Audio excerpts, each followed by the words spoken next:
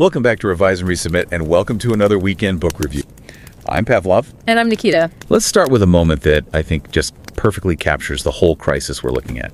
January 2020.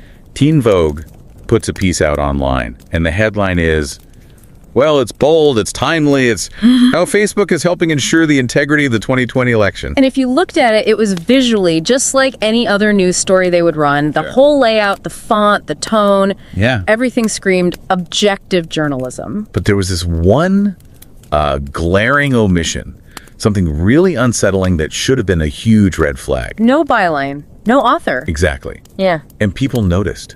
Instantly. The backlash, mostly from other journalists and tech watchdogs, was just incredibly fast. So Teen Vogue sort of scrambled. First, they tried to patch it by adding this tiny italicized note at the top. Right, something like, editor's note, this is sponsored editorial content. Which, you know, was way too little, way too late. The subject matter itself, Facebook and election integrity, was just too sensitive.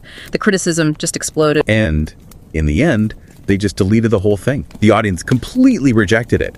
It was advertising designed to look like news, and they just weren't having it. And that one incident, that piece of advertising disguised as news, is really the perfect way into the research in this book. Content confusion, news media, native advertising, and policy in an era of disinformation.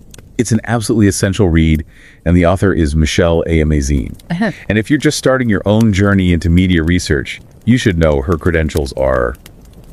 they're formidable. Yeah, she's the Associate Dean of Research and an Associate Professor of Mass Communication at Boston University's College of Communication, and she also directs the Communication Research Center there. So we want this conversation to be a kind of roadmap for you, a guide through her core arguments, just to illuminate the book's structure before you dive in yourself. And we really do encourage you to read it. Whether you subscribe to what we do here or not, please make time for this book. The link is right in the show notes.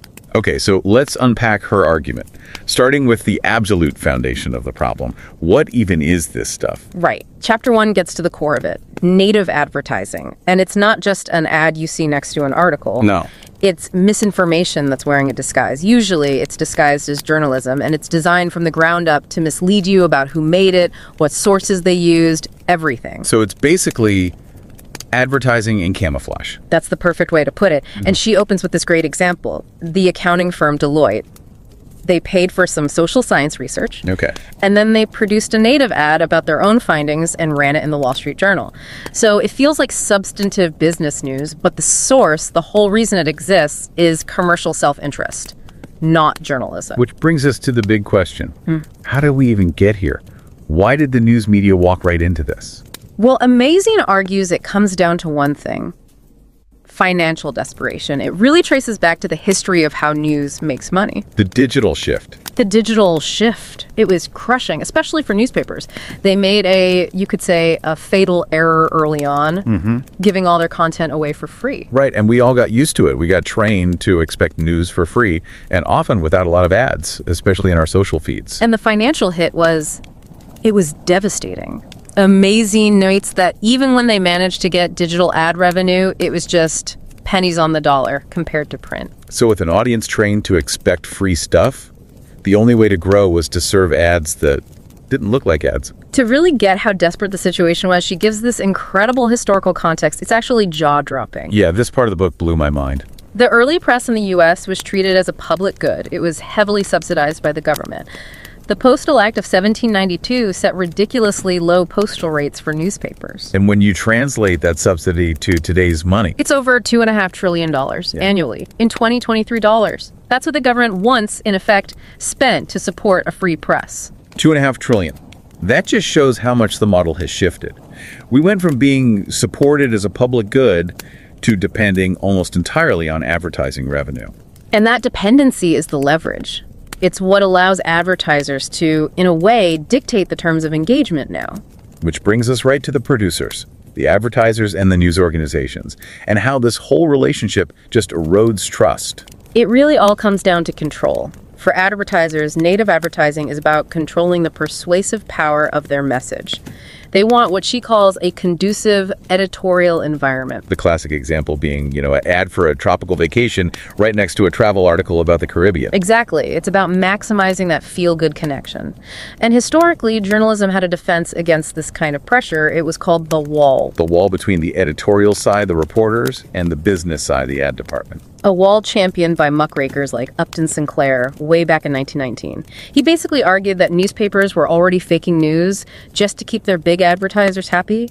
But the book argues that whatever was left of that wall was just demolished by the 1980s with deregulation. And now it's even worse. News organizations aren't just letting the wall fall, they're actively helping with the deception. They're building their own internal content studios. Like the New York Times T Brand Studio. Or the Atlantic's Creative Group, yeah. This is where her term colonization really lands. These newsrooms are using their own resources, sometimes their own journalists, to create paid content that might directly contradict their own reporting. They're essentially sabotaging their own mission from the inside for cash. I mean, that's the argument. But couldn't you say that's just good business? If the wall was already gone, this is just efficiency, isn't it? The cost of survival in a digital world. That's absolutely the line you'll hear from the corporate side, but Amazing shows the real cost to their credibility. I mean, who can forget that infamous 2013 ad for the Church of Scientology in The Atlantic? Oh, that was a disaster. It was labeled sponsor content, but the article was just a puff piece. No critical examination at all. And they were moderating the comments. They only allowed positive ones to show up. Once people figured that out, the backlash was so bad they had to pull it. The Atlantic just had to come out and say, we screwed up. But even with that failure, Amazing says it sort of normalized the practice. It moved the goalposts. It showed advertisers what was now possible. And that influence just keeps going. You see it with sponsored news beats. There's an example where Mondelez, the snack company, funded a journalism residency at the New York Times. So you're not just buying an ad, you're influencing the actual topics that get researched. Precisely. And then there's using it for crisis communication, or maybe crisis deflection. Right, like when Johnson & Johnson was facing all those lawsuits over baby powder, suddenly you see all these native ads about how great their personal care products are. Or Purdue Pharma. After all the reporting on the opioid epidemic, they ran native ads in places like the Boston Globe's Stat, talking about their supposed efforts to fight the crisis they helped create. And there's a human cost to this inside the newsrooms. A huge one.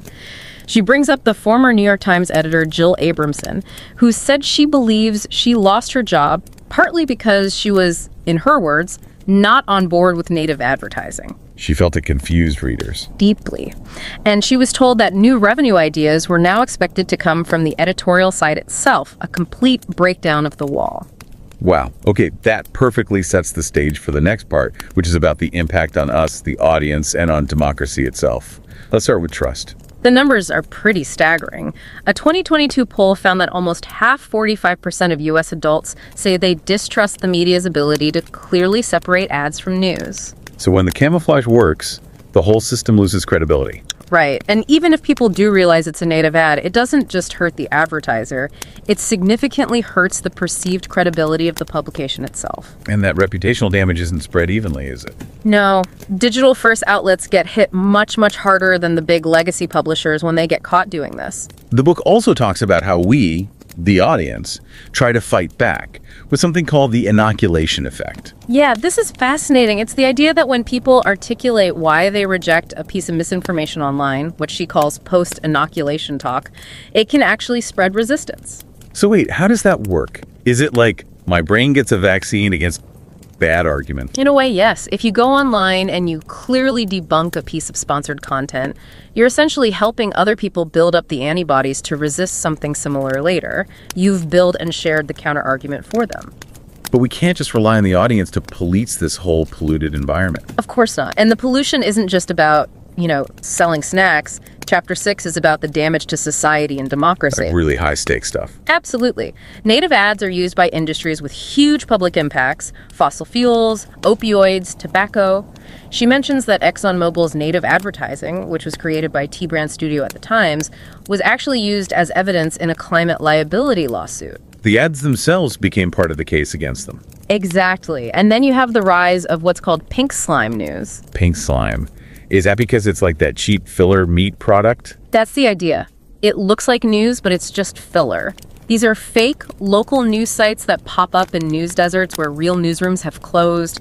They look like journalism, but they're often funded by partisan groups and have zero journalistic standards. And this colonization, as she calls it, goes beyond just news sites. It's everywhere. It's in your Google search results where ads push fossil fuel companies greenwashing to the top. It's on Amazon with sponsored products listed first. The whole idea of objective information is being warped by who is willing to pay. And maybe the most alarming part is the geopolitical threat. This was a shocking finding.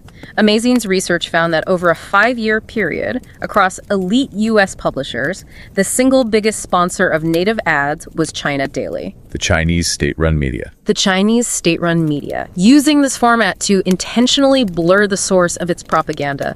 It's a strategic game changer in how foreign powers try to influence American public opinion. Which naturally leads us to regulation.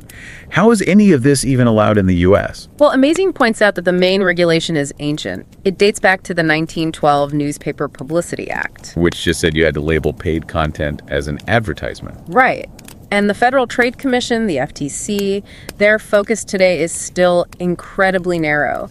They mostly take action only when something deceives the consumer into making a bad purchase. So let me get this straight. The FTC cares if I'm tricked into buying a bad product, but they don't care if I'm tricked into believing a public health crisis is a hoax because a corporation paid a newspaper to say so. That is the crucial distinction she's making. They regulate commercial harms to your wallet, but they've largely ignored the pollution of the information environment that threatens democracy itself. And the lack of any standardized rules just makes it all more confusing. It's a huge problem. She uses a Philip Morris campaign as an example. The same ad content got labeled differently everywhere. The Washington Post said content from, the Times just said advertisement, and the Boston Globe used this content is provided by. So as a reader, you see 3 different labels for the same thing. There's no way to build consistent recognition. And beyond the US, it's not much better. The UN considers freedom of information a human right, and groups like the OECD have guidelines for clear labeling.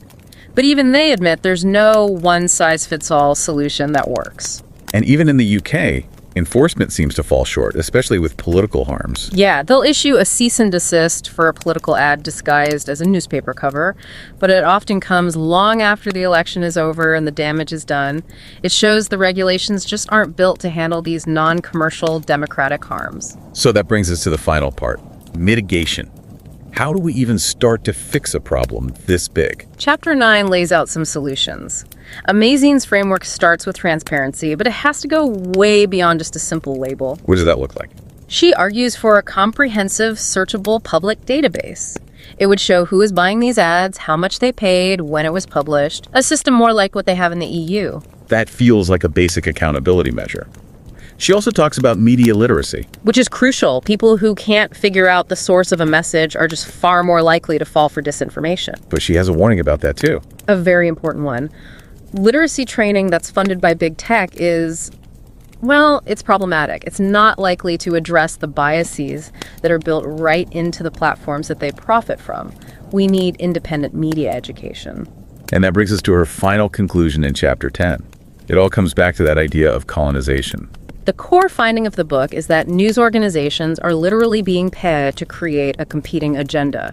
They're using their trusted Timesian voice, but on behalf of advertisers. And the ultimate example of that betrayal, the one that really captures it, is that $5 million ExxonMobil campaign with the New York Times.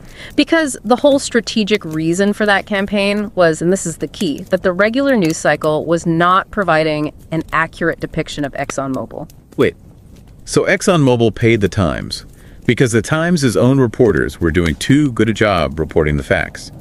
They paid for content to compete against the newspaper's own journalism. That's the gravity of it. It proves that a major publisher can, in fact, be bought to create content that directly undermines its own reporting agenda, all for profit. And that just leads to this final, really unsettling thought we have to leave you with, the privatization of information itself. What's considered important information is now increasingly decided not by newsworthiness, but by an advertiser's ability and willingness to pay. And that just destroys trust and undermines our ability to participate in our own democracy. It makes you ask a terrifying question. If the marketplace is the only thing that decides what is news, what's left of a public sphere. If everything can be bought, what can be trusted? And that is precisely why Michelle Amazin's work in content confusion is so important. Whether you're a seasoned academic or just starting to look into this book gives you the tools you need to understand the world we're living in. If you want to understand how the very rules of information are being rewritten right in front of us, you have to read this book. And don't forget to subscribe to Revise and Resubmit on Spotify and Apple Podcasts. Until next time, keep those minds curious, keep questioning, and keep revising and resubmitting.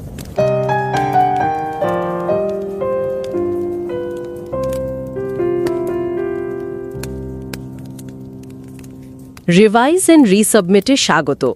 আপনারা শুনছেন আমাদের weekend বুক review পর্ব। আমি নিকিতা। আর আমি Pavlov. আচ্ছা, একটা দৃশ্য কল্পনা করা যাক। 2022 সাল, আমেরিকার খুব বিখ্যাত একটা সংবাদপত্র, দ্য ওয়াল স্ট্রিট জার্নাল। হ্যাঁ, কেউ তার ওয়েবসাইটে গিয়ে একটা লেখা পড়তে শুরু করলেন। শিরোনামটা বেশ আকর্ষণীয়, খবর ব্যবহারের নতুন পদ্ধতি। বেশ ইন্টারেস্টিং তো। লেখাটা ডেলয়েট কোম্পানির একটা গবেষণার উপর ভিত্তি করে তৈরি, আর দেখতে মানে 8-10টা সাধারণ খবরের মতোই। কিন্তু নিশ্চয় কোনো কিন্তু আছে। হ্যাঁ, পড়ার পর হয়তো মনে একটা খটকা লাগতে পারে। এটা কি আসলেই খবর নাকি অন্য কিছু? আর এই খটকা লাগাটাই স্বাভাবিক, কারণ ওটা আসলে কোনো সাংবাদিকের রিপোর্ট ছিলই না। ঠিক, ওটা ছিল ডেলয়েট কোম্পানির টাকা দিয়ে ছাপানো একটা বিজ্ঞাপন। আর এই ঘটনাটাই কিন্তু একটা বিশাল সমস্যার দিকে ইঙ্গিত করে, জানি আমরা হয়তো সব সময় ভাবি না। এই যে খবরের মতো দেখতে বিজ্ঞাপন, একেই তো বলা হয় নেটিভ অ্যাডভার্টাইজিং। একদম। আর ঠিক এখানেই আমাদের আজকের আলোচনার শুরু। আমরা মিশেল আমাজিনের লেখা কন্টেন্ট কনফিউশন বইটির উপর ভিত্তি করে কথা বলবো। উনি বস্টন ইউনিভার্সিটির কলেজ অফ কমিউনিকেশনের গবেষণার সহযোগী ডিন এবং গণযোগাযোগের অধ্যাপক, মানে এই বিষয়ের একজন সেরা বিশেষজ্ঞ। হ্যাঁ, এবং সেখানকার কমিউনিকেশন রিসার্চ সেন্টারের পরিচালকও। আর বইটা অসাধারণ। আমাদের শ্রোতাদের জন্য একটা অনুরোধ, চ্যানেল সাবস্ক্রাইব করা বা না করাটা বড় কথা নয়, কিন্তু এই বইটি খুব যত্ন করে লেখা। পারলে একটু সময় বের করে পড়বেন। আমরা লিংক শো নোটে দিয়ে দেব। বিশেষ করে যারা একাডেমিক রিসার্চের জগতে নতুন বা নিজেদের কাজ শুরু করতে চলেছেন, তাদের জন্য এই বইটা একটা দারুণ উদাহরণ হতে পারে। কিভাবে একটা বিষয়কে ধাপে ধাপে গভীরে গিয়ে বিশ্লেষণ করতে হয়, তাই না? ঠিক তাই, লেখিকার পদ্ধতিটা শেখার মতো। তাহলে চলুন এই বিভ্রান্তির দুনিয়া একটু ঢোকা যাক। এই যে নেটিভ বিজ্ঞাপন, এটা ঠিক কী জিনিস? বইয়ের শুরুতেই লেখিকা বিষয়টা খুব সহজ করে বুঝিয়েছেন। সহজ কথায় এটা হলো গিরগিটির মতো এক ধরনের বিজ্ঞাপন। গিরগিটি? হ্যাঁ, মানে এটা এমনভাবে তৈরি করা হয় যাতে তা যে সংবাদ মাধ্যমে ছাপা হচ্ছে তার খবরের সাথে একেবারে মিশে যায়। ফন্ট, লেআউট, লেখার ধরন সব কিছুই এমন থাকে যেন পাঠক বুঝতেই না পারেন যে তিনি আসলে একটা বিজ্ঞাপন পড়ছেন। একদম। মূল উদ্দেশ্যটাই হলো পাঠককে ধোঁকা দেওয়া। বইটাতে একটা খুব মজার উদাহরণ আছে, টিন ভোগ ম্যাগাজিনের। হ্যাঁ, ফেসবুককে নিয়ে লেখাটা। ঠিক, তাদের ওয়েবসাইটে ফেসবুকের খুব প্রশংসা করে একটা লেখা ছাপা হলো, কিন্তু অদ্ভুত ব্যাপার হলো লেখাটার কোনো লেখকের নাম নেই। পরে যখন সোশ্যাল মিডিয়ায় মানুষ এটা নিয়ে প্রশ্ন তুলল, তখনই তারা লেখাটার ওপরে খুব ছোট করে একটা লাইন জুড়ে দিল, editors note, this is sponsored editorial content. মানে সমালোচনার পরেই তারা স্বীকার করতে বাধ্য হলো। কিন্তু এর থেকেও মজার ব্যাপার আছে। কোনটা? যে দ্য নিউ ইয়র্ক টাইমস এই ঘটনা নিয়ে এত বড় একটা প্রতিবেদন করলো, তাদের নিজেদেরই একটা বিশাল কন্টেন্ট স্টুডিও আছে, টি ব্র্যান্ড স্টুডিও। হ্যাঁ, টি ব্র্যান্ড স্টুডিও। তারাও কিন্তু বিজ্ঞাপন দাতাদের জন্য ঠিক একই ধরনের নেটিভ বিজ্ঞাপন তৈরি করে। তার মানে ব্যাপারটা অনেকটা এমন যে একজন আরেকজনের দিকে আঙুল তুলছে, অথচ দুজনেই একই কাজ করছে। এটা তো পাঠকের সাথে এক ধরনের প্রতারণা। অবশ্যই। লেখিকা আরেকটা উদাহরণ দিয়েছেন ফিলিপ মরিসের সিগারেট কোম্পানি। হ্যাঁ, তারা the Washington Post, the New York টাইমসের মতো বড় বড় কাগজে বিজ্ঞাপন দিয়েছিল, কিন্তু এক একজন এক এক রকম শব্দ ব্যবহার করেছে সেটা বোঝানোর জন্য। কেউ লিখেছে কন্টেন্ট ফ্রম, কেউ লিখেছে অ্যাডভার্টাইজমেন্ট, আবার কেউ বা this content is provided by. এর মানে তো কোনো নির্দিষ্ট নিয়মই নেই। আর এখানেই সমস্যাটা আরও গভীর হয়। এক এক সংবাদ মাধ্যম এক একটা শব্দ ব্যবহার করে দায় সারছে, যা পাঠককে আরও বেশি বিভ্রান্ত করে। সত্যি বলতে এই সমস্যাটা কিন্তু নতুন নয়। ঐতিহাসিক প্রেক্ষাপটও আছে এর। আছে। লেখিকা বলছেন ১৯ শতাব্দীতে পাফ পিস বলে এক ধরনের লেখা ছাপা হতো। সেগুলো বিভিন্ন ওষুধের গুণগান করত আর দেখতে খবরের মতোই ছিল। কিন্তু এখনকার মতো এত ব্যাপক ছিল না হয়তো। না, তফাৎটা হলো ডিজিটাল যুগে এসে এই প্রবণতাটা অনেক বেশি শক্তিশালী এবং বিপজ্জনক হয়ে উঠেছে। কিন্তু একটা প্রশ্ন মাথায় আসছে, দ্য নিউ ইয়র্ক টাইমস বা দ্য ওয়াল স্ট্রিট জার্নালের মতো বড় সংস্থাগুলোর কি সত্যিই টাকার এত অভাব যে তাদের এমন বিজ্ঞাপন ছাপতে হচ্ছে? এটা একটা দারুণ প্রশ্ন। বইয়ের ২য় অধ্যায়ে লেখিকা ঠিক এই কারণটাই খুঁজেছেন এবং উত্তরটা হলো হ্যাঁ, এর পেছনে একটা বিশাল অর্থনৈতিক সংকট কাজ করছে। মানে টিকে থাকার লড়াই? অনেকটাই তাই। ডিজিটাল দুনিয়ায় বিশেষ করে গুগল আর ফেসবুকের উত্থানের পর সংবাদ মাধ্যমগুলোর বিজ্ঞাপন থেকে আয় একেবারে তলানিতে এসে ঠেকেছে। ডিজিটাল বিজ্ঞাপনের বাজার তো এখন প্রায় পুরোটাই ওদের দখলে। একদম। ফলে সংবাদপত্রগুলো টিকে থাকার জন্য মরিয়া হয়ে আয়ের নতুন পথ খুঁজছে। এই প্রসঙ্গে বইয়ের একটা তথ্য আমাকে বেশ অবাক করেছে। কোনটা? ভর্তুকির বিষয়টা। হ্যাঁ, একটা সময় ছিল যখন আমেরিকার সরকার সংবাদপত্রকে একটা অপরিহার্য জনসেবা হিসেবে দেখত। তারা খবর মানুষের কাছে পৌঁছে দেওয়ার জন্য ডাক ব্যবস্থায় প্রচুর ভর্তুকি নিত। আর সেই ভর্তুকির পরিমাণটাও অবিশ্বাস্য। লেখিকা বলছেন ২০ শতাব্দীর শুরুতে সরকার সংবাদপত্র খাতে যে পরিমাণ ভর্তুকি দিত তার আজকের অর্থমূল্য নাসার এখনকার বাজেটের চেয়েও বেশি। ভাবা যায়?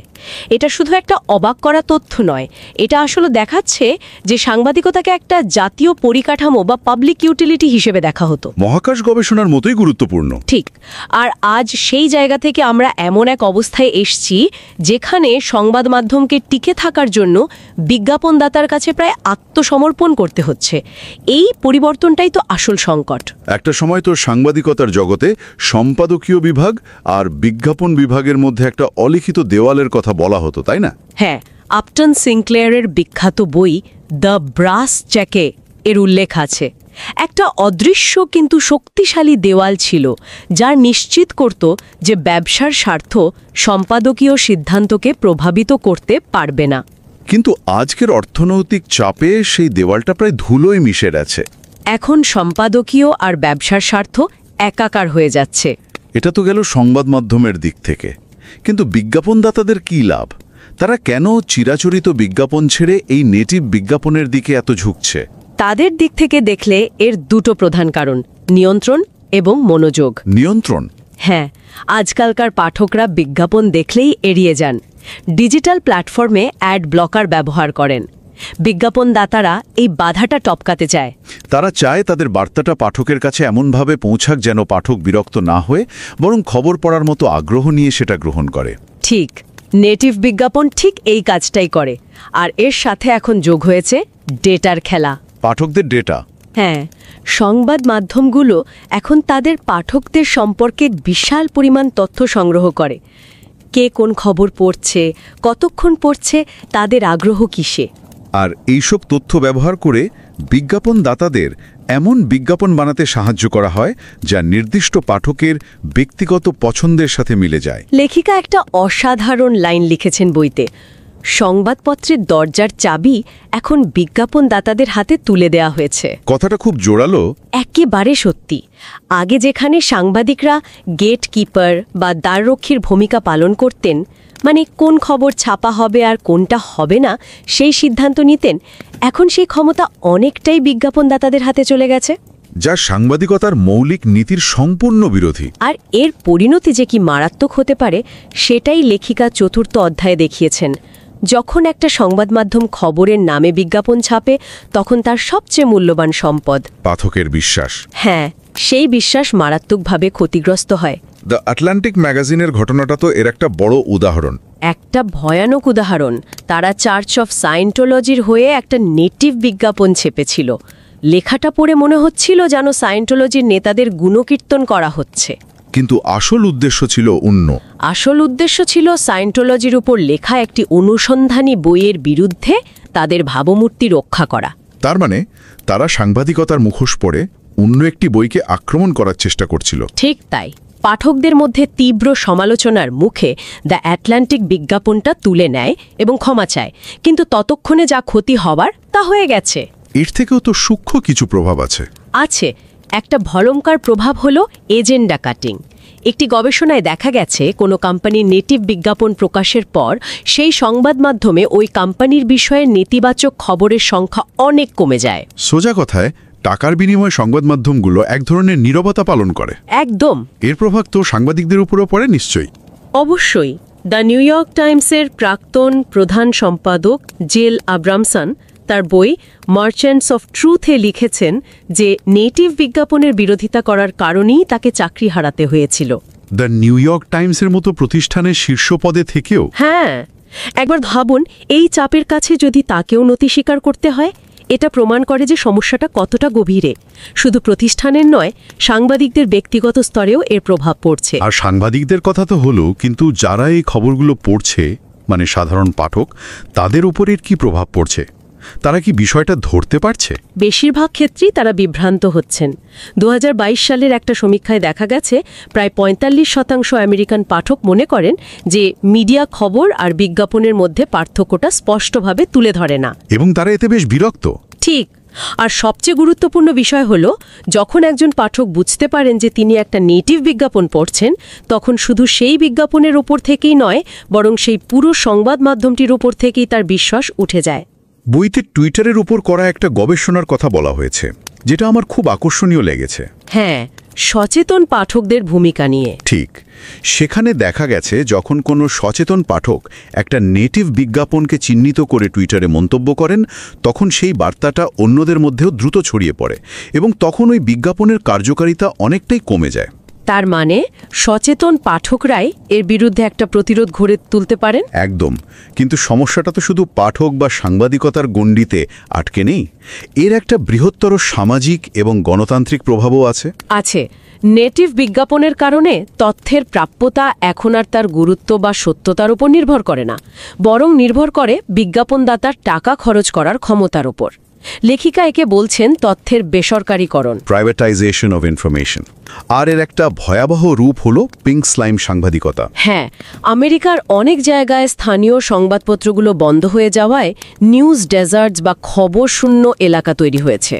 আর এর শূন্যস্থান পূরণ করতে বিভিন্ন রাজনৈতিক দল বা স্বার্থান্বেষী গোষ্ঠীগুলো নকল স্থানীয় সংবাদ ওয়েবসাইট তৈরি করছে, যেগুলো দেখতে হুবহু আসল খবরের ওয়েবসাইটের মতো, কিন্তু আসলে এক পেশে রাজনৈতিক প্রচার চালায়। এবং এর ভূ রাজনৈতিক প্রভাবও মারাত্মক। অবশ্যই।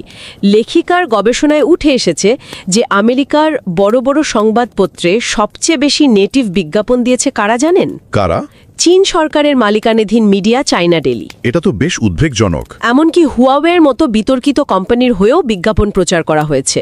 যখন একটা দেশের সংবাদ মাধ্যম অন্য একটা দেশের সরকারের প্রচারযন্ত্র হিসেবে কাজ করে, তখন গণতন্ত্রের ভিত্তিটাই তো নড়বড়ে হয়ে যায়। এই যখন পরিস্থিতি, তখন আইন কানুন কি করছে? নিশ্চয় এই ধরনের প্রতারণা রুখতে কোনো ব্যবস্থা আছে? ব্যবস্থা আছে, কিন্তু তা যথেষ্ট নয়। আমেরিকায় ফেডারেল ট্রেড কমিশন বা FTC এই বিষয়গুলো দেখে। কিন্তু তারা কি যথেষ্ট সক্রিয়? সেখানেই তো সমস্যা। মজার ব্যাপার হলো 1912 সালেই একটা আইন ছিল যেখানে বলা হয়েছিল ছদ্মবেশী বিজ্ঞাপনকে স্পষ্টভাবে অ্যাডভার্টিজমেন্ট হিসেবে চিহ্নিত করা বাধ্যতামূলক, কিন্তু সেই আইনে প্রয়োগ এবং নজরদারি খুবই দুর্বল। আইনের দুর্বলতাটা ঠিক কোথায়? আইনের মূল সমস্যা হলো এর বেশিরভাগ মনোযোগ থাকে ক্রেতার আর্থিক সুরক্ষা নিয়ে, মানে কেউ কোনো জিনিস কিনে ঠকলো কিনা, কিন্তু তথ্যের পরিবেশ যে দূষিত হচ্ছে, গণতন্ত্রের ক্ষতি হচ্ছে, সেই দিকটা নিয়ে আইনের তেমন মাথা ব্যথা নেই। একদম। বইতে RJ রেনল্ডস কোম্পানির একটা বিজ্ঞাপনের উদাহরণ দেওয়া হয়েছে। তারা বিজ্ঞানের মোড়কে ধূমপানের সপক্ষে ভ্রান্তিকর তথ্য দিয়েছিল, কিন্তু আইনের ফাঁক গলে ঠিকই বেরিয়ে গেছে। আর আন্তর্জাতিকভাবে জাতিসংঘ বা ইউরোপীয় ইউনিয়ন কি বলছে? জাতিসংঘ এবং ইউরোপীয় ইউনিয়ন তথ্যের স্বাধীনতাকে একটি মৌলিক মানবাধিকার হিসেবে দেখে, কিন্তু বিশ্বের বেশিরভাগ দেশেই এই বিষয়ে কার্যকরী কোনো আইন নেই। যা আছে তা মূলত আত্মনিয়ন্ত্রণের উপর নির্ভরশীল। মানে সংবাদ মাধ্যমগুলো নিজেরাই নিজেদের নিয়ন্ত্রণ করবে। হ্যাঁ, কিন্তু অর্থনৈতিক চাপের মুখে সেই আত্মনিয়ন্ত্রণ প্রায়শই ব্যর্থ হয়। তাহলে এই গভীর সমস্যার সমাধান কি? বইয়ের শেষ দিকে লেখিকা কিছু প্রস্তাবনা দিয়েছেন নিশ্চয়ই। হ্যাঁ, তিনি একটি 4 স্তরীয় কাঠামোর কথা বলেছেন। উৎপাদন, বিতরণ, গ্রহণ এবং প্রেক্ষাপট। প্রোডাকশন, ডিস্ট্রিবিউশন, কনজাম্পশন এবং কনটেক্সট একটু সহজ করে যদি বুঝিয়ে বলা হয়। অবশ্যই। প্রথম স্তর উৎপাদন। লেখিকার মতে সবচেয়ে ভালো সমাধান হল সংবাদ মাধ্যমগুলোর এই ধরনের বিজ্ঞাপন তৈরি করা পুরোপুরি বন্ধ করে দেওয়া। যেটা হয়তো বাস্তবসম্মত নয়। হয়তো নয়, তাই বিকল্প হল সর্বোচ্চ স্বচ্ছতা নিশ্চিত করা। কে বিজ্ঞাপন দিচ্ছে, কত টাকা খরচ হচ্ছে, বিজ্ঞাপনের আসল উদ্দেশ্য কি, এই সব তথ্য দিনের আলোর মতো পরিষ্কার করে দিতে হবে। দ্বিতীয় স্তর হলো বিতরণ। যেমন ধরুন, গুগল সার্চের ফলাফলে যখন কোনো স্পন্সর্ড লিঙ্ক থাকে, সেটা খুব স্পষ্টভাবে চিহ্নিত করা থাকে। সংবাদ মাধ্যমকেও ঠিক সেই পথ ধরতে হবে, এমনভাবে লেবেল লাগাতে হবে যা কোনোভাবেই পাঠকের চোখ এড়াবে না। কোনো চালাকির আশ্রয় নেওয়া যাবে না। তৃতীয় স্তর গ্রহণ। এখানে জোর দেওয়া হয়েছে মিডিয়া লিটারেসি বা মিডিয়া সাক্ষরতার উপর। সাধারণ মানুষকে শেখানো, তাই তো? হ্যাঁ, বিশেষ করে স্কুল স্তর থেকে শেখাতে হবে কিভাবে আসল খবর, মতামত এবং বিজ্ঞাপনের মধ্যে পার্থক্য করতে হয়। একজন শিক্ষিত এবং সচেতন পাঠকই এই বিভ্রান্তির সবচেয়ে বড় প্রতিরোধ। আর শেষ স্তর প্রেক্ষাপট, এটাই হয়তো সবচেয়ে কঠিন। ঠিক। আমাদের সংবাদ মাধ্যমগুলোর জন্য নতুন এবং টেকসই অর্থনৈতিক মডেল খুঁজে বের করতে হবে, যাতে তাদের শুধুমাত্র বিজ্ঞাপনের ওপর নির্ভর করতে না হয়। সেটা হতে পারে পাঠকের অনুদান, সরকারি ভর্তুকি বা অন্য কোনো উদ্ভাবনী মডেল। যতক্ষণ না এই অর্থনৈতিক নির্ভরতা কমবে, ততক্ষণ এই সমস্যা চলতেই থাকবে। সব মিলিয়ে আজকের দিনের সবচেয়ে বড় উদ্বেগের বিষয় হল সংবাদ সংস্থাগুলো নিজেরাই এমন বিভ্রান্তিকর কন্টেন্ট তৈরি করছে যা তাদের নিজেদেরই বস্তুনিষ্ঠ সাংবাদিকতার সঙ্গে প্রতিযোগিতা করছে। তারা নিজেদের বিশ্বাসযোগ্যতা নিজেদের হাতেই নষ্ট করছে। বইয়ের শেষে একটা উদাহরণ আছে যা শুনলে গায়ে কাটা দেয়। এক্সন মোবিলের ঘটনাটা। হ্যাঁ, the New York Times Exxon Mobil কোম্পানির কাছ থেকে $5 মিলিয়ন নিয়েছিল আনএক্সপেক্টেড এনার্জি নামে একটি নেটিভ বিজ্ঞাপন ক্যাম্পেইন চালানোর জন্য। আর পরে একটা পুরস্কারের জন্য জমা দেওয়া আবেদনে তারা নিজেরাই উল্লেখ করেছিল যে এই ক্যাম্পেইনের মূল উদ্দেশ্য ছিল এক্সন মোবিলের জলবায়ু দূষণ সংক্রান্ত কর্মকাণ্ড নিয়ে সংবাদ মাধ্যমে আসা নেতিবাচক খবর মোকাবিলা করা। একবার ভাবুন ব্যাপারটা। একদিকে দ্য নিউ ইয়র্ক টাইমসের সাংবাদিকরা জীবনের ঝুঁকি নিয়ে এক্সন মোবিলের পরিবেশ দূষণের বিরুদ্ধে খবর করছেন, আর অন্যদিকে তাদেরই বিজ্ঞাপন বিভাগ সেই একই কোম্পানির কাছ থেকে টাকা নিয়ে সেই খবরের প্রভাব নষ্ট করার চেষ্টা করছে। এর চেয়ে বড় দ্বিচারিতা আর কি হতে পারে? এখানেই হয়তো আমাদের আজকের আলোচনা শেষ করা যায়, কিন্তু শ্রোতাদের জন্য একটা প্রশ্ন রেখে যেতে চাই। বিখ্যাত টিভি সিরিজ ম্যাড মেনের একটি উক্তি ছিল, if you don't like what's being said, change the conversation. অর্থাৎ যা বলা হচ্ছে তা যদি আপনার পছন্দ না হয়, তাহলে আলোচনার মোড় ঘুরিয়ে দিন।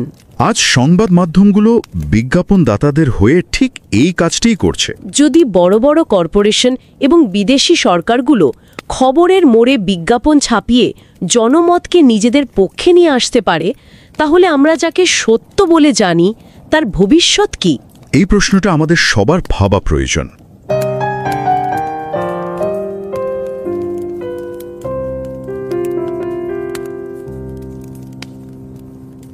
नमस्कार। रिवाइज एंड रीसबमिट में आपका स्वागत है। मैं हूं पावलोव और मैं हूं निकिता। सोचिए, साल 2020 है, अमेरिका में राष्ट्रपति चुनाव का माहौल है और आप यूं ही एक मशहूर टीन मैगजीन टीन वोग उसकी वेबसाइट पर जाते हैं। आपकी नज़र एक लेख पर पड़ती है। शीर्षक है, फेसबुक 2020 चुनाव की अखंडता को बनाए रखने में कैसे मदद कर रहा है। अच्छा। आप लेख पढ़ती हैं और उसमें फेसबुक की बहुत तारीफ है कि वो गलत सूचनाओं को रोकने के लिए कितने अच्छे कदम उठा रहा है। सब कुछ ठीक लगता है, पर एक बात अजीब है। क्या? इस लेख का कोई लेखक ही नहीं है, बस यूं ही छपा है। और फिर सोशल मीडिया पे बातें शुरू होती हैं, लोग सवाल उठाते हैं और अचानक लेख के ऊपर एक छोटी सी लाइन आ जाती है, संपादक की टिप्पणी, ये एक प्रायोजित संपादकीय सामग्री है। मतलब वो लेख था ही नहीं? था ही नहीं, वो एक विज्ञापन था। और ये जो छोटी सी घटना है ना, ये बस उस बड़ी उलझन की एक झलक है जिसमें आज हम सब जी रहे हैं। बिल्कुल, एक ऐसी दुनिया जहां समाचार और विज्ञापन के बीच की जो लकीर है वो इतनी धुंधली हो गई है कि उसे पहचानना लगभग नामुमकिन है। आज हम इसी गुत्थी को सुलझाने की कोशिश करेंगे और हमारी इस चर्चा का आधार है मिशेल ए अमेजिंग की लिखी एक बहुत ही महत्वपूर्ण किताब content confusion. Michelle Amazeen Boston University के कॉलेज ऑफ कम्युनिकेशन में रिसर्च के एसोसिएट डीन और मास कम्युनिकेशन की एसोसिएट प्रोफेसर है और उनकी ये किताब ये सिर्फ एक किताब नहीं है। नहीं, ये उससे कहीं ज्यादा है। ये उन लोगों के लिए एक तरह का गाइड है जो अकादमिक रिसर्च की दुनिया में अपना पहला कदम रख रहे हैं। ये सिखाती है कि कैसे मुश्किल विषयों पर की गई रिसर्च को सरल भाषा में समझाया जा सकता है। बिल्कुल। और हम ये ज़रूर कहना चाहेंगे कि आप इस चैनल को सब्सक्राइब करें या ना करें, लेकिन इस किताब को पढ़ने के लिए समय ज़रूर निकालें। हाँ, ये बहुत ज़रूरी है। बहुत गहराई से लिखी गई है। इसका लिंक आपको शो नोट्स में मिल जाएगा। तो चलिए शुरू करते हैं। ये जो शब्द है नेटिव एडवर्टाइजिंग, ये आखिर है क्या? हाँ, ये सुनने में बड़ा भारी भरकम लगता है। नेटिव एडवर्टाइजिंग, इसका मतलब क्या है? बस एक छिपा हुआ विज्ञापन? ये उससे कहीं ज्यादा है।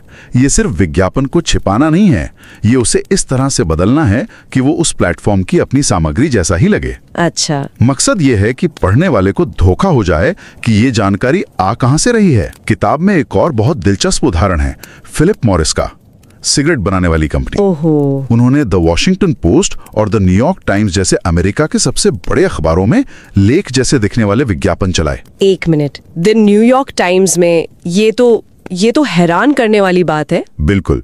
और उससे भी ज्यादा हैरानी की बात यह है कि हर अखबार ने उसे अलग अलग तरीके से लेबल किया। मतलब? कहीं लिखा था कंटेंट फ्रॉम, मतलब की तरफ से सामग्री, कहीं पर सीधे सीधे एडवर्टाइजमेंट लिखा था, और कहीं लिखा था यह सामग्री इनके द्वारा प्रदान की गई है। अब आप सोचिए, एक आम पाठक के लिए इसका क्या मतलब है? पूरी तरह से कंफ्यूजन। उसे पता ही नहीं चलेगा कि वो अखबार की रिपोर्ट पढ़ रहा है या एक कंपनी का प्रचार। एग्जैक्टली। किताब ये भी बताती है कि ये कोई नई चीज नहीं है ना? नहीं, बिल्कुल नहीं। इसकी जड़ें तो अब मानेंगे नहीं 19वीं सदी के अखबारों तक जाती हैं। अच्छा। हाँ, उस जमाने में पफ पीस छपते थे, ऐसे लेख जो किसी दवा की या किसी नए प्रोडक्ट की झूठी तारीफों से भरे होते थे। तो क्या हम ये कह सकते हैं कि ये बस वही पुरानी शराब है जिसे नई बोतल में परोसा जा रहा है? हाँ भी और नहीं भी। देखिए, विचार जो पुराना है, लेकिन आज इसका पैमाना और इसकी तकनीक इसे कहीं ज्यादा खतरनाक बना देती है। ये एक क्लिक से लाखों लोगों तक पहुंच सकता है और इसे इस तरह से डिजाइन किया जाता है कि हमारी आंखों को धोखा दे सके। ये एक बहुत सोचा समझा मनोवैज्ञानिक खेल है। यहीं पर मेरे मन में सबसे बड़ा सवाल आता है। द न्यूयॉर्क टाइम्स जैसा संस्थान, जिसकी विश्वसनीयता ही उसकी सबसे बड़ी पूंजी है, वो ऐसा क्यों करेगा? ये तो अपने ही पैरों पर कुल्हाड़ी मारने जैसा है। आखिर इसके पीछे की वजह क्या है? और यही इस किताब का सबसे जरूरी हिस्सा है। वजह एक शब्द में है, पैसा। पैसा, या यूं कहें कि पैसे की कमी। जब मीडिया डिजिटल हुआ तो अखबारों का पूरा बिजनेस मॉडल ही ढह गया। सब कुछ मुफ्त हो गया। हाँ, दशकों से वे कागज बेचकर और विज्ञापन छापकर पैसा कमा रहे थे। अचानक इंटरनेट पर सब कुछ फ्री में मिलने लगा।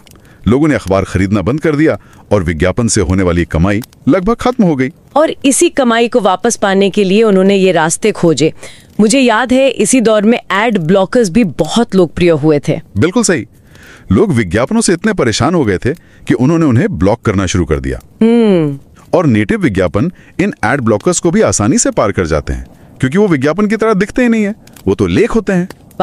यहाँ ये समझना जरूरी है कि अमेरिका में पत्रकारिता को हमेशा से एक पब्लिक गुड, मतलब जन सेवा की तरह देखा जाता था। अच्छा।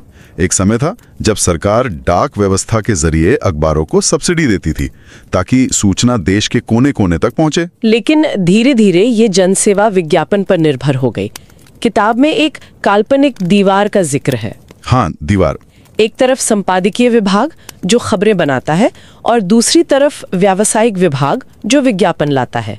और इस दीवार का काम था पैसे के असर को खबरों से दूर रखना।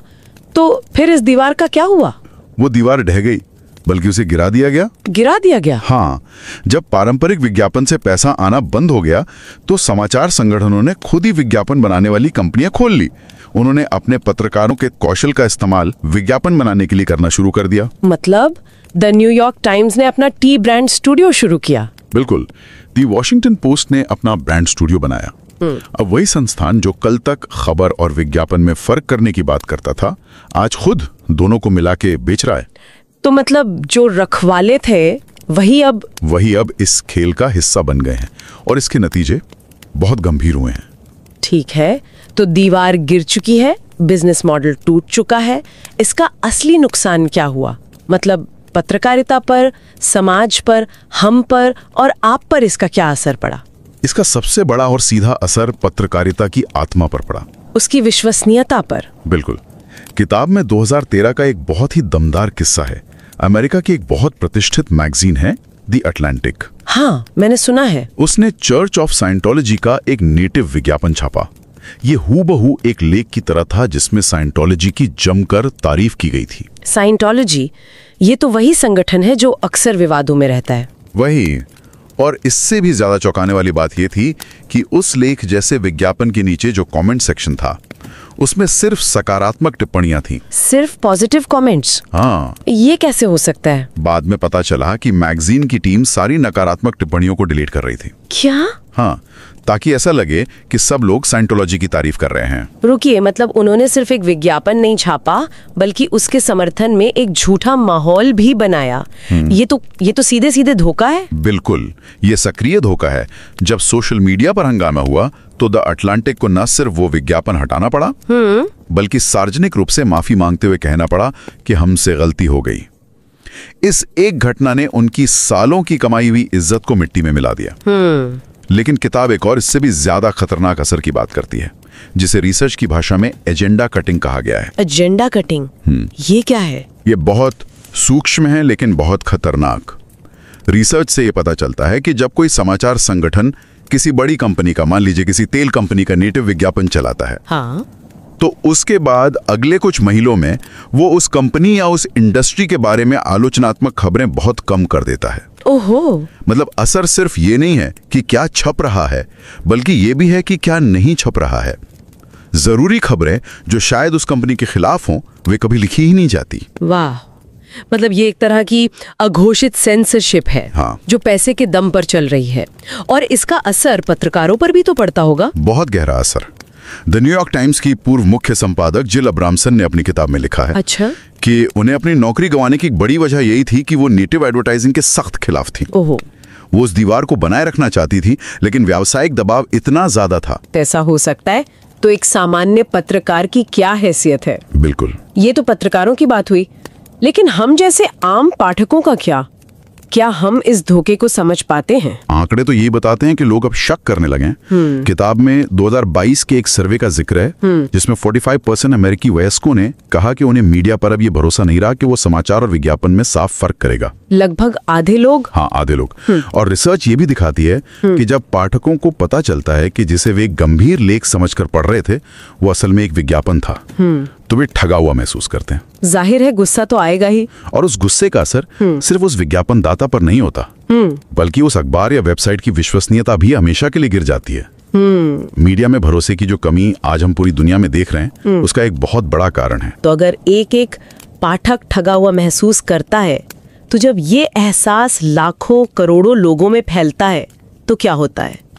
यहीं पर यह मुद्दा सिर्फ विज्ञापन का नहीं रहता। बिल्कुल। ये समाज और लोकतंत्र के लिए एक खतरा बन जाता है। और किताब इस मुद्दे को एक और ज्यादा बड़े और डरावने स्तर पर ले जाती है। बिल्कुल। और यहाँ बात होती है पिंक स्लाइम न्यूज साइट्स की। पिंक स्लाइम, ये कैसा नाम है? कल्पना कीजिए एक वेबसाइट है जिसका नाम है स्प्रिंगफील्ड हेराल्ड। देखने में बिल्कुल एक स्थानीय अखबार की वेबसाइट जैसी लगती है। ठीक है। उस पर आपके शहर की खबरें हैं, स्कूल के खेल कूद के नतीजे हैं, लेकिन उन सच्ची खबरों के बीच में बड़ी चालाकी से ऐसे लेख डाले गए हैं जिनका झुकाव एक खास राजनीतिक पार्टी की तरफ है। ओहो। और ये सारे लेख सैकड़ों मील दूर बैठे किसी पीआर फर्म के दफ्तर में लिखे जा रहे हैं। यही है पिंक स्लाइम पत्रकारिता। स्थानीय समाचार का मुखौटा पहनकर राजनीतिक एजेंडा चलाना। बिल्कुल। और ये उन न्यूज डेजर्ट्स यानी समाचार रेगिस्तानों में पनपती हैं जहां असली स्थानीय अखबार बंद हो चुके हैं। ये सूचना के निजीकरण का एक खतरनाक उदाहरण है, जहां जानकारी की उपलब्धता इस बात पर निर्भर करती है कि कौन पैसा खर्च करने को तैयार है, न कि इस बात पर कि क्या जनहित में है। और इस खेल में सिर्फ छोटे मोटे राजनीतिक समूह नहीं है जैसा आप बता रहे थे। नहीं, बिल्कुल नहीं। किताब बताती है कि दुनिया की बड़ी बड़ी जीवाश्म ईंधन कंपनियां अपनी छवि को ग्रीन वॉश करने के लिए, मतलब खुद को पर्यावरण का हितैषी दिखाने के लिए, हाँ, इन नेटिव विज्ञापनों पर करोड़ों डॉलर खर्च कर रही हैं और इससे भी आगे विदेशी सरकारें भी इस खेल में शामिल हैं। जैसे कि चीन की सरकारी मीडिया चाइना डेली, वो अमेरिका और यूरोप के बड़े बड़े अखबारों में चाइना वॉच नाम से पूरा का पूरा सेक्शन खरीदती है। अरे वो दिखता एक समाचार सप्लीमेंट जैसा है, लेकिन असल में होता चीनी सरकार का प्रोपेगेंडा है। और हमारे प्रतिष्ठित समाचार संगठन पैसे के लिए इसमें उनका साथ दे रहे हैं। ये सब सुनने में गैर कानूनी भी लगता है। क्या कोई नियम कानून नहीं है? ये एक बहुत बड़ा सवाल है। अमेरिका में नियम तो हैं। 1912 का एक कानून है, 1912? 100 साल से भी ज्यादा पुराना, हाँ, न्यूज़पेपर पब्लिसिटी एक्ट, जो साफ साफ कहता है कि अगर किसी लेख के लिए पैसा लिया गया है तो उस पर मोटे अक्षरों में एडवर्टाइजमेंट लिखा होना चाहिए। तो फिर दिक्कत क्या है? दिक्कत यह है कि कानून मौजूद है, लेकिन उसे सख्ती से लागू करने वाला कोई नहीं है। नियामक संस्थाएं इस तेजी से बदलती डिजिटल इंडस्ट्री से बहुत पीछे चल रही हैं। वो जब तक एक चीज को समझते हैं तब तक तकनीक 10 कदम आगे निकल जाती है। और क्या ये समस्या सिर्फ अमेरिका की है? नहीं, ये एक वैश्विक समस्या है। किताब बताती है कि संयुक्त राष्ट्र सूचना की स्वतंत्रता को एक मौलिक मानव अधिकार मानता है। यूरोपियन यूनियन में अमेरिका के मुकाबले काफी कड़े नियम हैं। अच्छा, लेकिन ज्यादातर देशों में नियामक संस्थाएं बस संघर्ष ही कर रही हैं। किताब के अनुसार ऑस्ट्रेलिया की नीतियां तो इस मामले में सबसे कमजोर हैं। तो अगर कानून इसका हल नहीं निकाल पा रहे, तो इस कंटेंट कंफ्यूजन के चक्रव्यूह से निकलने का रास्ता क्या है? हाँ, मिशेल अमेज़िन इसके लिए कोई एक जादुई समाधान नहीं देती, बल्कि एक फ्रेमवर्क देती हैं। वो कहती हैं कि इस समस्या से 3 स्तरों पर लड़ना होगा। 3 स्तर? हाँ, पहला है प्रकाशन का स्तर, यानी जो अखबार या वेबसाइट ये सामग्री छाप रहे हैं उन्हें पूरी तरह से पारदर्शी होना होगा। मतलब साफ साफ बताना होगा? बिल्कुल, उन्हें बताना होगा कि इस विज्ञापन के लिए किसने पैसा दिया, कितना पैसा दिया और ये कब चला। कोई लुका छिपी नहीं। ठीक है, ये तो प्रकाशकों की जिम्मेदारी हुई। दूसरा स्तर? दूसरा स्तर है वितरण का, यानी गूगल, फेसबुक जैसे बड़े प्लेटफॉर्म्स। इनके एल्गोरिदम को प्रायोजित सामग्री को असली समाचार की तरह नहीं दिखाना चाहिए। हाँ, ये बहुत जरूरी है। अगर आप गूगल न्यूज़ पर कुछ खोज रहे हैं तो आपको असली रिपोर्ट और एक कंपनी द्वारा पैसे देकर लिखवाई गई रिपोर्ट में साफ फर्क दिखना चाहिए, जो अभी नहीं दिखता। और तीसरा स्तर? जाहिर है वो हम पाठक होंगे। बिल्कुल। तीसरा और सबसे महत्वपूर्ण स्तर है उपभोग का। हमें मीडिया साक्षरता यानी मीडिया लिटरेसी को बढ़ावा देना होगा। स्कूलों में, कॉलेजों में हमें लोगों को ये सिखाना होगा कि असली और नकली खबर में फर्क कैसे करें। हमें अपनी सूचना की दुनिया के प्रति ज्यादा जागरूक और आलोचनात्मक बनना होगा। लेकिन क्या ये पाठक पर बहुत ज्यादा बोझ डालने जैसा नहीं है? ऐसा लगता है मानो हमें बाजार में चल रहे नकली नोटों को पहचानने की जिम्मेदारी दी जा रही है। आपका सवाल बिल्कुल जायज है और जिम्मेदारी संस्थानों की ही होनी चाहिए। लेकिन जब तक संस्थान अपनी जिम्मेदारी नहीं निभाते तब तक हमें खुद को बचाने के लिए ये कौशल सीखने ही होंगे।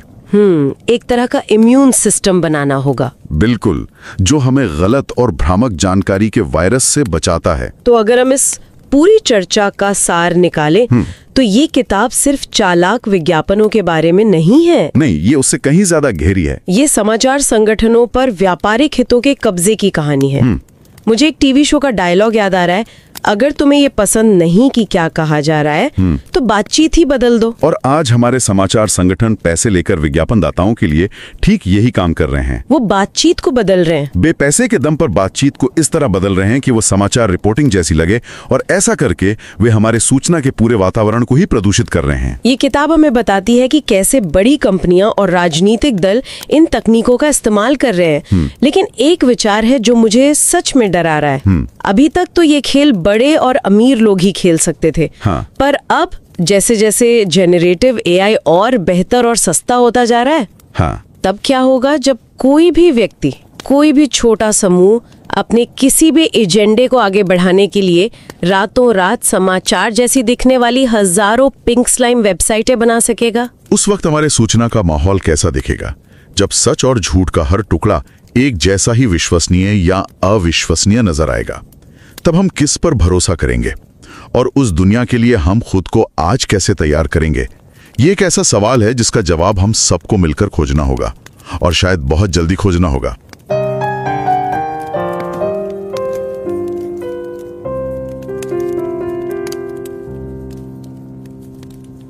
Stellen Sie sich das mal vor, Sie scrollen so durch Teen Vogue und stoßen auf einen Artikel. Wie Facebook hilft, die Integrität der Wahl 2020 zu gewährleisten. Okay, klingt ja erstmal überzeugend vielleicht. Genau. Der Text ist super geschrieben, klingt total plausibel. Und ein paar Stunden später sehen Sie auf Twitter, wie Leute das Magazin regelrecht verreißen. Und dann kommt's raus. Der Artikel war eine Anzeige. Nicht mal richtig gekennzeichnet. Bezahlt von Facebook. Und nach diesem massiven Protest wurde der Artikel dann auch ganz schnell wieder gelöscht. Und genau dieses Gefühl, diese Verwirrung, ist das jetzt eine Nachricht oder ist das Werbung? Das ist der Kern, um den sich heute alles dreht. Absolut. Wir stützen uns da auf das Buch Content Confusion von Michelle A. Amesin. Und sie ist nicht irgendwer. Sie ist Professorin für Massenkommunikation an der Boston University, aber eben auch Forschungsdekanin und Direktorin vom Communication Research Center dort. Also eine echte Expertin auf dem Gebiet. Eine absolute Koryphäe. Ihr Buch ist eine unglaublich präzise und, augenöffnende Analyse. Und wir möchten Ihnen das wirklich ans Herz legen. Ganz ehrlich, egal ob Sie unseren Kanal abonnieren oder nicht, nehmen Sie sich die Zeit und lesen Sie dieses Buch. Es ist so eine wertvolle Lektüre für unsere heutige Medienlandschaft. Den Link finden Sie wie immer in den Shownotes. Wir nehmen Sie jetzt einfach mal mit durch die zentralen Erkenntnisse. Kapitel für Kapitel, fast so, als würden Sie sich auf Ihre eigene Forschungsreise vorbereiten. Ein guter Plan. Fangen wir doch mal ganz grundlegend an, so wie das Buch es auch tut. Was genau ist das überhaupt? Native Advertising. Also das Buch beschreibt es eigentlich perfekt als Werbung in Tarnkleidung. In Tarnkleidung, das gefällt mir. Ja, sie sieht aus und sie fühlt sich an wie ein ganz normaler redaktioneller Artikel. Eingebettet in das gewohnte Erscheinungsbild einer Nachrichtenseite. Denken Sie mal an eine Anzeige von Deloitte im Wall Street Journal. Auf den ersten Blick sieht das aus wie eine knallharte Wirtschaftsanalyse. Und man merkt es nicht sofort. Genau, das ist die Idee. Das Tückische, und das arbeitet Amesion so klar hervor, ist die fehlende einheitliche Kennzeichnung. In einem Beispiel im Buch schaltete Philip Morris, also der Tabakkonzern, Anzeigen in mehreren großen Zeitungen. Okay. Die Washington Post kennzeichnete das mit Content from. Die New York Times schrieb Advertisement drüber. Und The Boston Globe nutzte This content is provided by. Also jeder macht was anderes. Jeder macht was anderes. Für Sie als Leser ist es fast unmöglich, da ein Muster zu erkennen und sofort zu wissen, was Sie da eigentlich vor sich haben. Und das ist ja auch keine neue Erfindung, das ist das Erschreckende.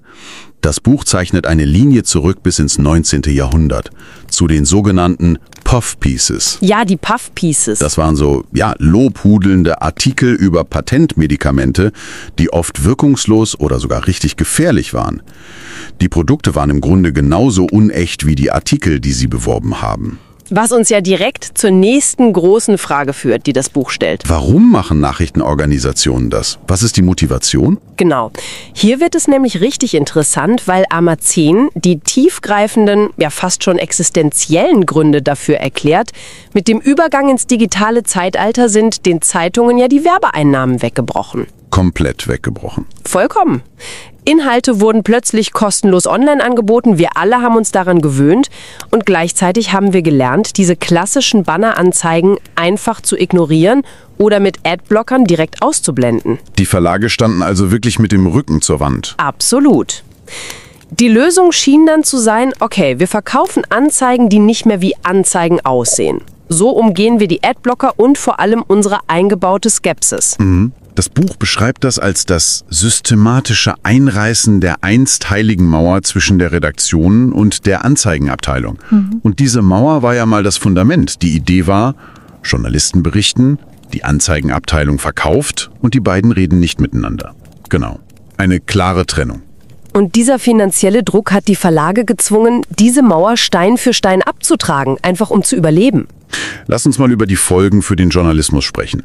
Eine der schockierendsten Anekdoten im Buch ist für mich die über das Magazin The Atlantic. Oh ja, die Scientology-Geschichte. Genau, die Anzeige für die Church of Scientology 2013. Der Artikel war zwar als Sponsored Content gekennzeichnet. Immerhin. Aber er war extrem schmeichelhaft und, was ich noch viel schlimmer finde, negative Kommentare von Lesern wurden einfach gelöscht. Der öffentliche Aufschrei war natürlich gewaltig. Die Leute fühlten sich verraten. Die Atlantic hat den Artikel dann auch zurückgezogen und sich entschuldigt. Sie haben wörtlich gesagt, wir haben es vermasselt. Okay. Dieser Fall wurde damals zu einem Weckruf für die Branche. Aber, und das zeigt das Buch eben auch, er hat die Praxis nicht aufgehalten. Überhaupt nicht. Sondern? Er hat sie nur subtiler gemacht. Amazing beschreibt da ja einen noch subtileren, aber vielleicht viel schädlicheren Effekt. Sie nennt das Agenda Cutting. Ja, Agenda Cutting, das ist ein wichtiger Punkt.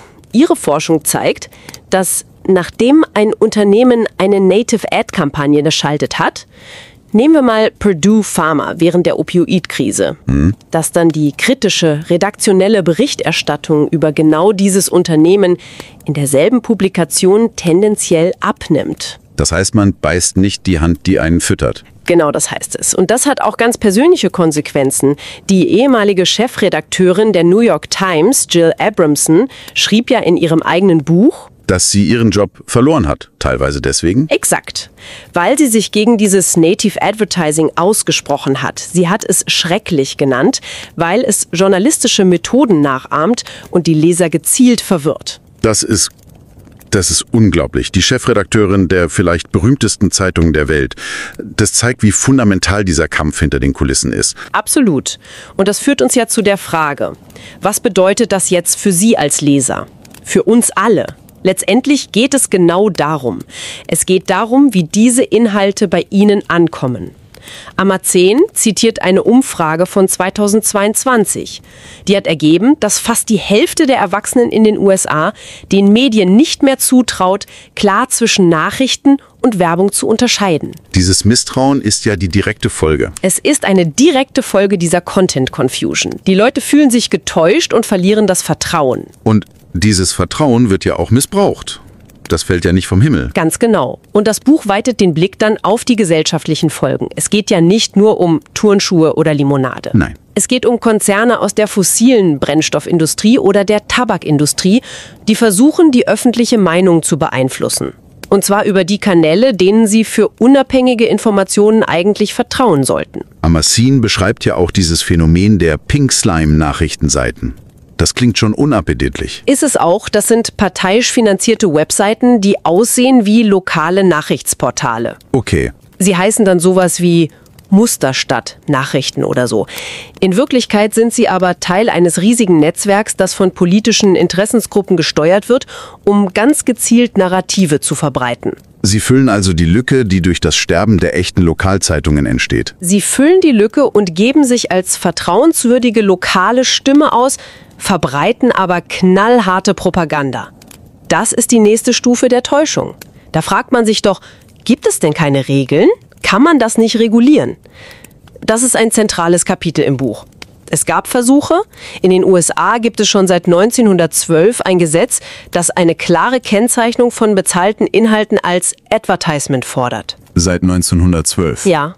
Aber die heutigen Regulierungsbehörden wie die FTC, die konzentrieren sich hauptsächlich darauf, ob ein Verbraucher zu einem unklugen Kauf verleitet wird. Es geht also um Konsumentenschutz. Genau. Es geht um den Geldbeutel, nicht darum, ob unsere gesamte Informationsumgebung systematisch verschmutzt wird. Der Schutz der Demokratie ist da nicht der Fokus. Okay, aber nur das Problem zu beschreiben reicht ja nicht.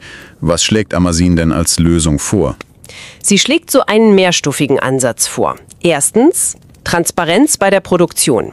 Verlage sollten offenlegen, wer für was wie viel bezahlt. Alles auf den Tisch. Alles auf den Tisch. Zweitens, Maßnahmen bei der Verbreitung. Dass zum Beispiel Suchmaschinen solche Inhalte anders einstufen. Und drittens, natürlich die Stärkung der Medienkompetenz bei uns allen. Aber ist das nicht ein bisschen einfach, die Verantwortung wieder auf den Einzelnen, auf den Leser abzuwälzen? Das ist eine sehr berechtigte Kritik und die sieht Amazon auch.